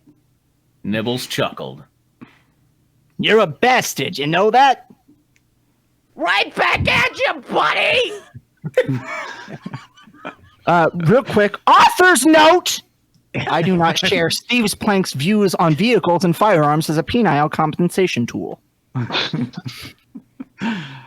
Buford Picklefeather stood in his office in the chair headquarters. The plans were going along perfectly. That meddlesome Steve Plank had been relegated to doing a story that would ruin his career. His minions were around the world sanitizing the feat, or the fool's earning extreme termination. As the chair of chair, he was responsible for sanitizing the world and ridding it of all the filth and dregs of society. What would be left would be pure. His monitor pinged behind him, and he heard a gravelly voice emanating from the figure displayed upon it. Turning, he saw the visage of his master. I'll be the master. How goes our plans, my son? You're also Buford. Yeah, you're also Buford. Oh, okay. Somebody else be the master. I'll be master. Okay. How goes our plans, my son? Well. Good. Are we ready for phase 1? Yes, master. And the meddlesome Steve Plank. He will be out of a job before the week is out. Good. Sit on it, my son. Sit on it, master. Because they belong to chair. Right? Yeah, of course. I do not own Steve Plank. He is a character from the Left Behind franchise, and Dolly Parton is a real person. All resemblances to people's living or dead is completely accidental, except for one of you. You know who you are. Yes, you, Ricardo. Ricardo, you son of a bitch. Leave reviews and no flames. Do we want to go ahead and read chapter 2? We can read chapter 2. It's about the same length. Okay. That should be about right then. Chapter 2. Success. Steve Plank shifted uncomfortably in his seat. He felt wrong wearing these damn silken jockey shorts. Unable to find a suitable thrift store, or even one that would admit to having underwear for sale, he and Nibbles had to resort to less than legal methods to obtain their despicable goals. Buying undergarments from the back of a van parked in a dark alley was not something Steve was proud of, but it was a necessary evil to keep his job. The one plus to all of this was that it had helped him get over his writer's block. The words to describe the confines of his crotch prison came freely, and the experience would certainly show that Steve Plank would go to any lengths for a story. We were discussing crotch prisons before we went live. Yeah. Buford couldn't ever take that away from him. Steve's reputation might take a hit from his dalliance into the seedy underbelly of the garment industry, but his determination would shine through his shame. A knock on his office door woke him from his contemplation and the nap he was taking. Looking up and out towards the crowded bullpen of journalists and other necessary staff that the Global Weekly needed to function, he saw his assistant Sally standing there, clipboard in hand. Sally? Who would like to be Sally? I'll do it. Do you have the time to go over your agenda for the day, Mr. Plank? Oh, perfect voice. I love it. Thank you. Of course, Sally. Come on in and have a seat. Leaving the doorway, she crossed the confined space of Steve's cramped office and perched herself on one of the tall, uncomfortable stools in front of the desk. The stools that Steve had chosen were from the Hooker Furniture Sunset Point line. Their sleek and simple design of wooden slats making up the seat and back were uncomfortable and pinched anyone who sat at them. The sexy curves of the stools combined with their dirty-looking white paint scheme gave the impression that they were designed to fit in with an old barn, standing out in comparison to the rest of Steve's relatively modern office. At $479 per stool, they were quite the bargain. By the way, I actually did research, and that is a legitimate stool that I am displaying. All right. We appreciate you spending that time examining your stools. Is it really the Hooker Furniture Sunset Yes, Point? it really is the Hooker Furniture Sunset Point line. Quinn, are you sponsored? Wow. Were you going to tell us? No. No, I just like putting random advertisements into my van. Good, because if Sounds you like- do sell out, no one will know. Sounds like something from Sky Mall. Sally began to rattle off Steve's workday schedule. Your 9:30 called and they're running late, so I pushed them back to 9:45. Your 10:30 sent over a parcel by bike courier for you to look over before their appointment with you. Lunch will be at 11:27 and last until 11:30. Your next... Who changed my lunchtime? Wait, don't bother telling me. Was it... Mr. Picklefeather. Yeah, mind not interrupting me while I talk? I'd like to get through this so I can get back to my usual busy work. Sorry. As I was saying, Mr. Picklefeather wants to meet you promptly after lunch to discuss your latest article. How's it going, by the way? Sally eyed Steve pointedly, clearly wondering how Steve was going to solve the conundrum Buford had put him in.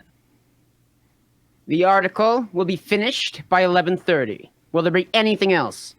Nope. You've got the rest of the afternoon to work on your other work. Thank you, Sally. Nodding, Sally stuck her pencil behind her ear and removed herself from the ornate and reasonably priced stools. Stopping a moment to admire the unparalleled craftsmanship that went into the stool's 4 legs, as well as the gorgeous veneer that was carefully selected by Hooker Furniture. She quickly strode from Steve's office. Oh, I love those stools.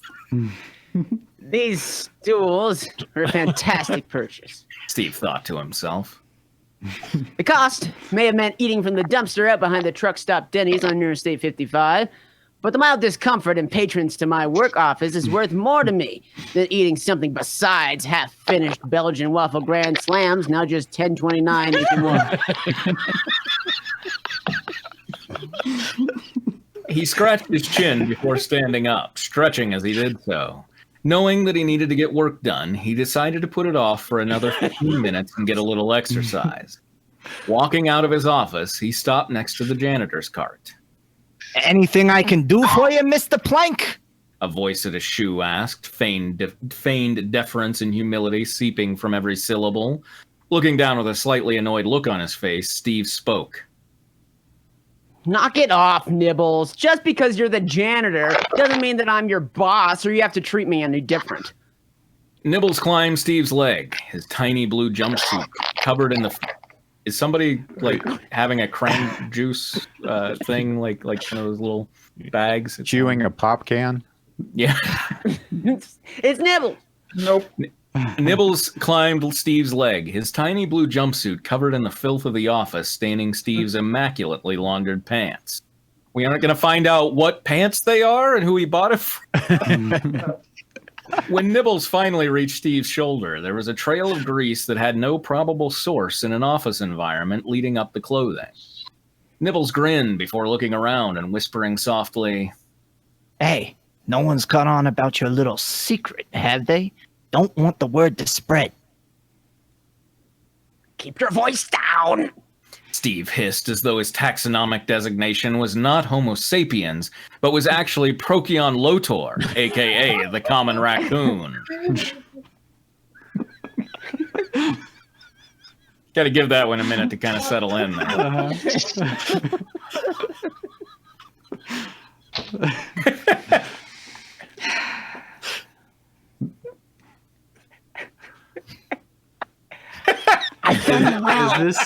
Is this Steve or Nibbles? It's Steve. No, this is me. Sorry, I was... It's just Okay. okay. Composing himself.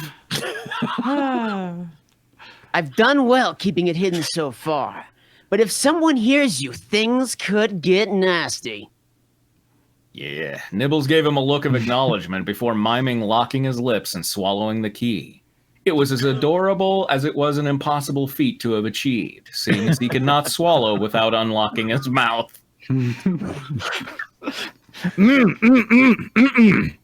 Nibbles said through his locked mouth. Pulling out a key, Steve glared at Nibbles. I'm not going to deal with this for another week while sifting through your poo for an invisible tiny key. I had a duplicate made just in case. He said. Using his key, he deftly located and opened the lock of Nibbles' mouth. Now, what did I say? I don't have all day. I have a meeting in 2 hours. What did you say? Oh, what? Now, what did you say? I don't have all day. I have a meeting in 2 hours. Nibbles adjusted his jumpsuit, clearing his throat before saying, I was just asking if you had time to hit the gym. Your core is looking a little scrawny. Steve's look of incredulity was one for the ages.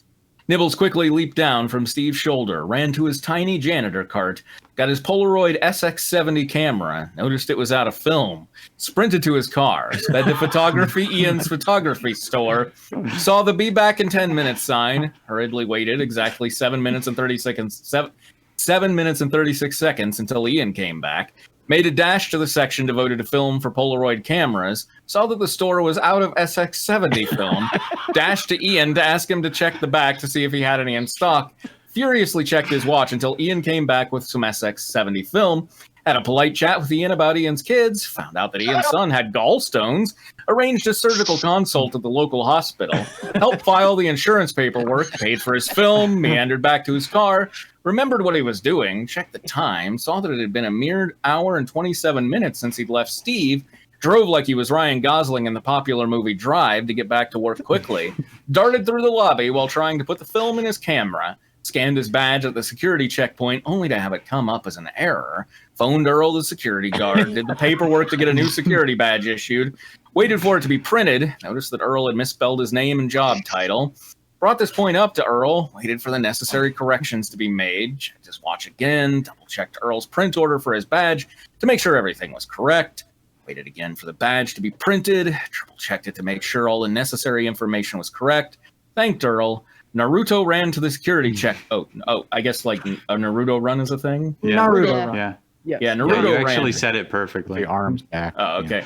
Naruto ran to the security checkpoint, scanned his badge again, flung open the door, dashed through the crowd of office assistants, stopped at the water cooler for a quick hydration break, saw that they were out of paper cups in the dispenser next to the water cooler, went to the office manager to see if any were left in storage, was told brusquely that there were none left as it had been deemed wasteful, and advised to grab a coffee mug from the employee lounge, told the office manager that coffee mugs were inexplicably too heavy for him to lift, had a conversation about how to make the workplace a more friendly environment for gerbils, got HR in on this conversation, realized that he didn't have the time to continue this conversation right now, set up a time to meet with them later to form a committee to resolve this issue. Thanked the HR rep and the office manager for their time, walked to the elevator, pressed the down button by mistake, tapped his foot until the elevator doors opened, explained that he had mistakenly pressed the wrong button and needed to go up, paced around for a minute until the elevator doors opened up, rushed inside, pressed the button for the 15th floor, listened to a Muzak version of The Girl from Ipanema, got too into it, missed his floor, had to wait until the 30th floor before the elevator started to descend again, pressed the button for the 15th floor one more time, plugged his ears to avoid the draw of that easy listening siren song, accidentally got off at the 16th floor, cursed the fact that he was short and as such had issues reading the numbers on the elevator because they were too high up, decided that the elevator was a bust, went to the stairwell, stopped for a cigarette, checked his watch again to find that Steve had 10 minutes before his next meeting. Hold on, I gotta scroll and find my place again. Did that thing from the cartoons where you take a deep breath and the cigarette goes red down to the filter and the ashes fall away. Stuck the filter on the ground, realized that he wasn't being very green, picked up the filter and walked it to the butt collection thing, you know, the ones outside of gas stations, noticed the author had used two different spellings of realized, leapt down, I was wondering, leapt down the stairs, finally fit the film into his camera, opened the door to the 15th floor, sprinted back to Steve, set up his tripod, framed it up, made sure Steve's face was still stuck in that look of incredulity, looked up the definition of the word incredulity to make sure it meant what he thought it did, found out that he was correct, put his dictionary back on his cart, checked the exposure, attached the remote shutter button, walked over to Steve, climbed back up his pants, stopped at his belt for a brief rest, continued climbing up his shirt, wriggled his way onto Steve's shoulder, realized that Ian had given him a hefty discount, called Ian to ask why, was told that it was due to the sympathy and help he had given Ian upon finding out about his son's gallstones, thanked Ian, hung up his cell phone, posed on, so he had a cell phone, why is, posed on Steve's shoulder, took the picture, took another one for safety, jumped down, checked both photos, picked the one that he thought was better, took a photo of it with his phone at a slightly askew angle for Instagram, labored over the decision of which filter to apply for the most artful take on the photo, climbed back up Steve's clothing and onto his shoulder and said, "So, what do you say? Want to go to the gym?" Now let me get this straight. That whole last section was what you wrote with Mad Libs, right? No, that entire last section was just me trying to make that sentence go on for as long as possible until I ran out of ideas. Amazing. It's about 920 some words. Steve shook his head. Sorry. My 945 has been waiting in my office for 17 minutes. I don't want to be unprofessional. I'll take a rain check, though. All right. Well, I better get back to work anyway. See you around, Steve. Stay planking. Always will, little buddy. Author's note, I do not share Steve Plank's views on uncomfortable high-end office furniture.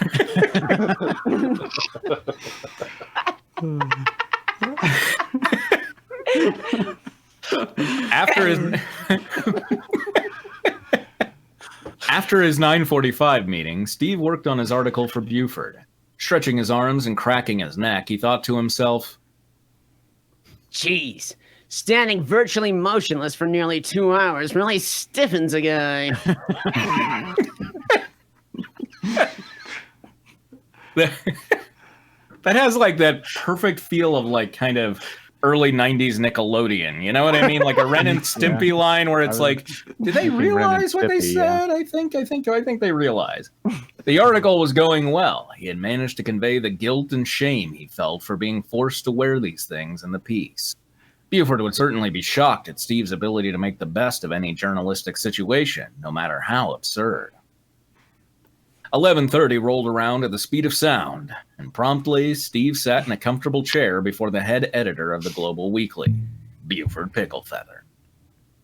Buford was a vibrant man with graying hair and a mustache that he thought made him look like J. Jonah Jameson, but actually made him look like that one guy from Popeye who will pay you Tuesday for a hamburger today. Wimpy, thank you very much. In typical Picklefeather fashion, Buford opened the meeting with a subtle remark. I hate you, Steve. You suck. I gave this assignment to you hoping that it would either cause you to quit or ruin your reputation amongst the journalist community. Buford said while munching on a Slim Jim he pretended was a cigar. Oh, Thank you, sir. No. Here's my article. Steve said, handing Buford his finished draft. Buford glanced it over, reading little. He turned an indescribable shade of red. Kind of like puce, but pucier. It's my favorite band. Get out, Plank. One of these days I'll be able to fire you. Yes, sir. Door closed. I don't even remember writing door closed. I went into a fugue state for 3 words or 2 words. As Steve left the office, Picklefeather put his head in his hand, shaking with fury. How could that miserable bastard actually do it? What will I have to do to finally fire this guy? Oh, even my Buford thought. He turned to his computer and opened Internet Explorer. No. He had to seek help from his master. That should not be as funny as it is.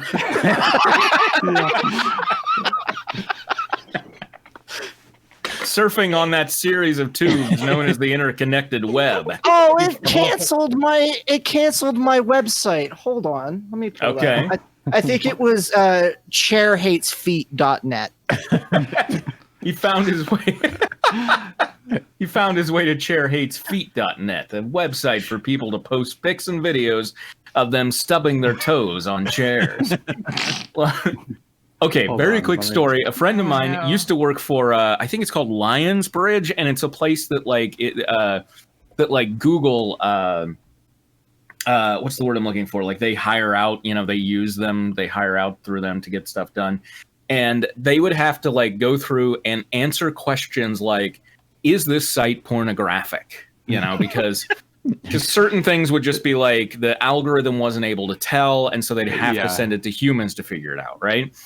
And one of the sites that she got sent to was just of women's feet, like having a really hard time with gas pedals and brake pedals.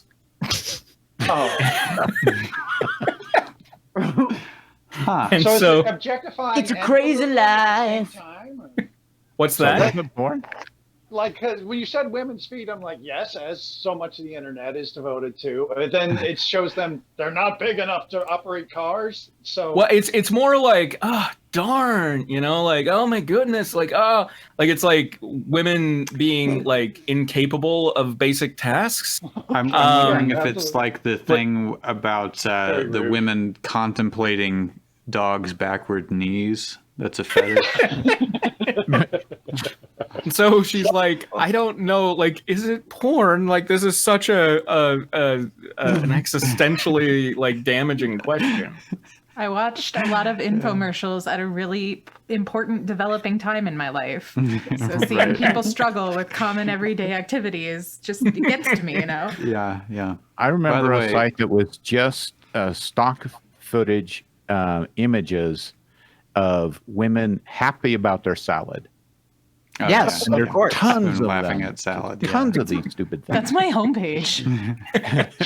That's my Spitfire- fetish. Spitfire asks, "Are stool the nemesis of chair?" I guess. We'll Just stay tuned, I think. So that's Stay tuned to find some subtle plank counterinsurgency tactics there. Okay. Logging in with his username and password, he navigated to the forums and clicked the feet part of the banner 3 times. Immediately, the page turned into something much more befitting of an evil organization.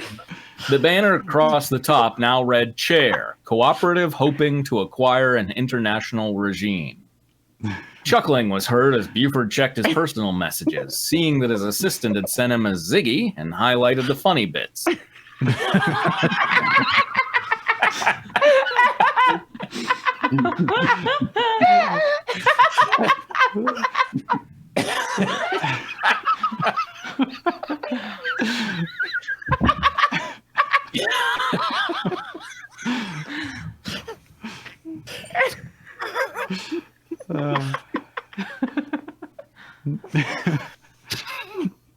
Oh, this is me, isn't it?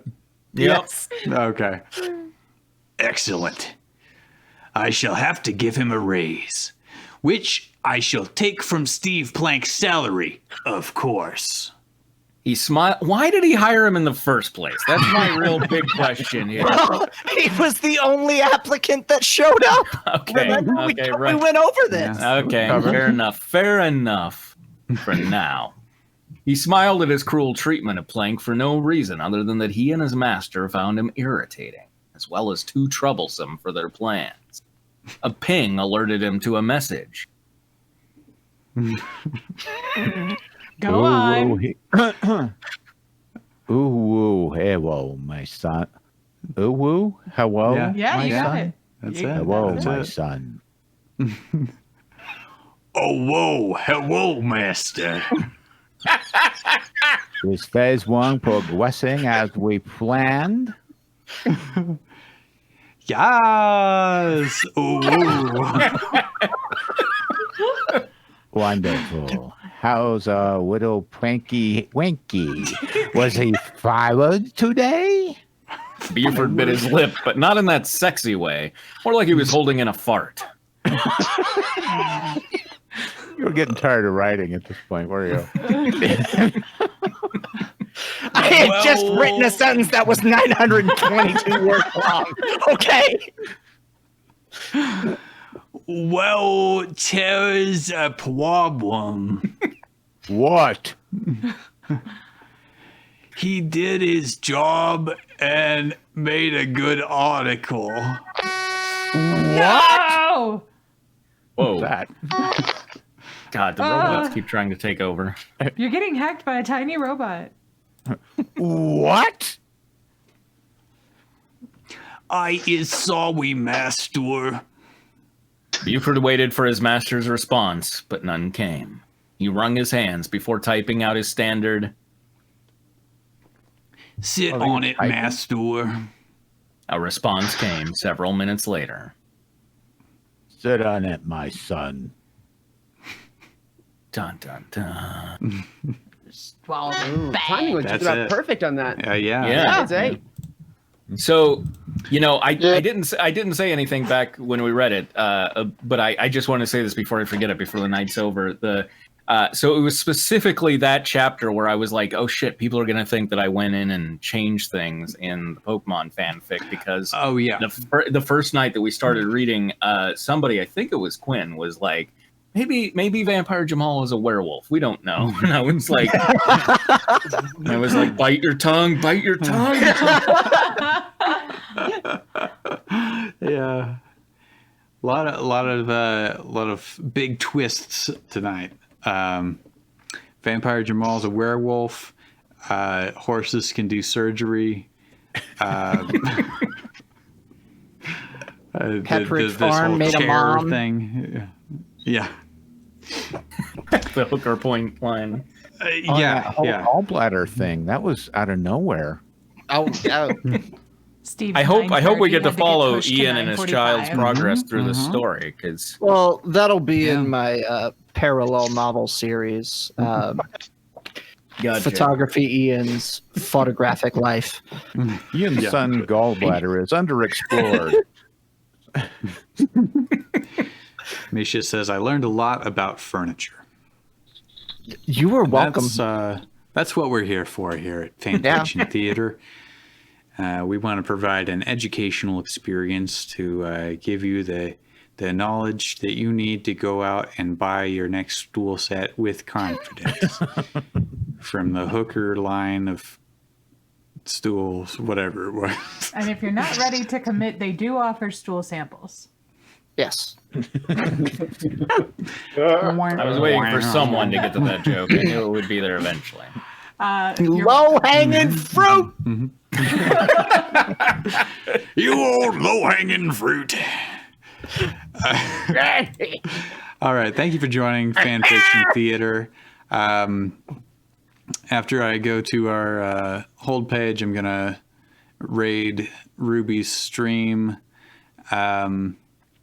What's she playing? Spiritfarer. She's playing Spiritfarer. We're going to raid that. Are we streaming something on Sunday? Yes. This coming Sunday, the 24th, we are streaming Fast 5. That's Drawback Productions Riff. And then the following Sunday, we'll follow it up with Fast 7, otherwise known as Furious 7. I just saw that today. Okay. Yes. I did notify him technically, not before we announced it, but he knows. Yeah, Fast 5, Furious 7, no longer Fast. Log. Fast Slow 5 down and pisses me off. But still funny. Still definitely funny. The plot is that their cars all get flat tires, and they're really mad about it, and they have to walk to the next town. Yeah. But by walking to the next town, they learn about family. Oh yeah. Well, and they also discover a Miradero Mystery. Our cars weren't family. You guys are family. I don't care about the cars anymore. I'm just furious. My car is a daddy car, though, if they were a family. But they're not. Spitfire, was it Angry 8, or were you thinking of Hateful 8? Was that the actual sequel to Grumpy Furious 8. 7? The Grumpy 8? Yeah. Grumpy Fast old 5, just to spark your memory, Fast 5 is the one where they're yanking a bank vault around down the highway. Like you say, just to spark your memory, as if like I've seen any of them, you know? I assume you would have heard of that one at least. Oh, bro, you're gonna be lost. The only one I've seen is Tokyo Drift, and that's because my girlfriend at the time really liked it. Really? So, wow. Yeah. Well, you'll be in for a treat, then. She was British, but much more of an American than me. What was that, Trace? I was asking Drew if he's seen the Onion video. I have seen that. The morning show where they're interviewing the writer of Fast 5, and it's like a 4-year-old kid. Yes. It definitely feels like it's created by children. Yeah. I love I haven't- all these movies. They're so earnest. They're great for riffing. They really Yes. Yeah. Yeah. are. 'Cause they take And themselves completely seriously. I've known grown men who take the whole franchise very seriously as well. I've seen them on the road. They've added it to the Universal Studios tour ride. Like at the end, you get like a 3D scene of cars exploding and Vin Diesel comes out. It looked really lame. It's so bad. It's so bad. Post it in the Discord. It's so bad. You posted in Well, I mean, I don't have it. I will. I mean, like, what they're up to? What is it? 8, 9 movies? I mean, like, it is obviously a very successful they had franchise, right? Fate Well, of I the know- Furious Sitting on the shelf and because of coronavirus. I know they That's have the John one. Cena, car the newest swings one. from a vine like Tarzan. Well, isn't the only thing that's- left? Isn't it? Sorry, I'm talking over people again. Go ahead. Okay. Yeah. So it's Fast 5. There wasn't a 6. Furious 7. No. And then the last one is and 8, right? No, there's okay. Here we go. Or was it? Or was 6? We can Was talk 6 about that A6? in the pre-show. We'll Yeah, get into all of it. Yeah. Fast and Till the Furious, time comes Fast Five. Sunday. Yeah, we'll kill that time. Yeah, and then on the 7th, February 7th, we're going to show Quip Tracks versus In the Name of the King 2, Two Worlds, two riffs. Going to show our original and our alt track back to back with a musical number live in between. It might be I too forgot about that much. scene where it's like all the girls. Yeah.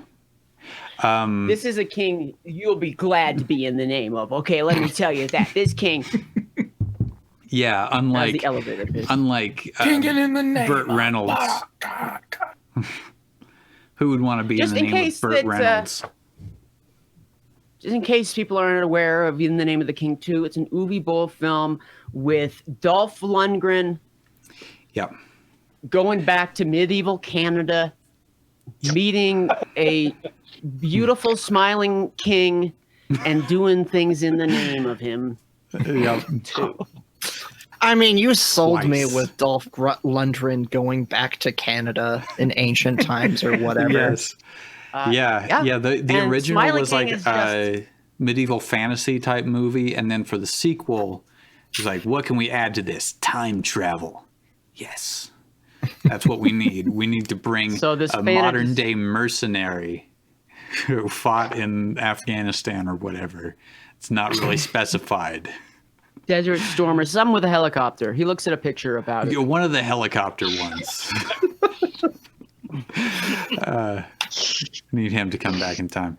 So that's going to be great. And then the following Sunday is Valentine's Day, and we're going to show The Lake House with Sandy Buttocks and My girl. Keanu 2006 Reeves. All right. But we're done for prefer to think tonight. of him as I prefer to think of him as Keanu Reeves. Or Yeah, Keanu that's another good line from the movie. Papa Reeves. Or all right, There's a lot I of can't think of zingers the in third one. that. Sorry. Quiet, unguarded eyes. Yeah. Yeah, thanks for joining us. Remember, it all going according to plan. And good night. Night.